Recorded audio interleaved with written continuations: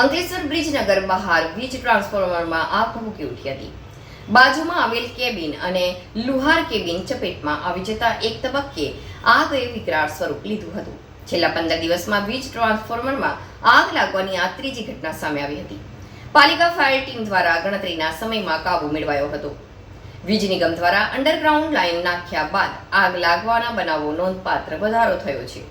અંકલેશ્વર શહેર railway station road પર આવેલ બ્રિજ પાસે સોમવારની રાત્રિના અચાનક વીજ ટ્રાન્સફોર્મરમાં એકાએક આગ ભભૂકી ઉઠી હતી. જોતજોતામાં આગે વિકરાળ સ્વરૂપ ધારણ કરી લેવા સાથે બાજુમાં રહેલ લુહારના કેબિન સાથે અન્ય એક કેબિનને ચપેટમાં લઈ લેતા આગ વધુ ફેલાઈને વિકરાળ રૂપ લીધું હતું. સ્થાનિકો દ્વારા આ અંગે અંકલેશ્વર પાલિકા ફાયર વિભાગને જાણ કરતા ફાયર કાફલો સ્થળ પર દોડી આવ્યો હતો અને આગ પર સતત પાણીનો મારો અને ફોમ મારો ચલાવી કાબુ મેળવ્યો હતો. જોકે આગના પગલે બંને કેબિનો સ્વાહા થઈ જતા શ્રમજીવી પર પડતા પર પાટું પડ્યું હતું. તો આખી ઋત્વિજ ડોલ થતા સ્થાનિક રહીશો ગામમાં રાત વિતાવી પડી હતી. અત્રે ઉલ્લેખનીય છે કે તાજેતરમાં કૃપાનગર હનુમાનવાડી નજીક વીજ ટ્રાન્સફોર્મરમાં આગ લાગી હતી.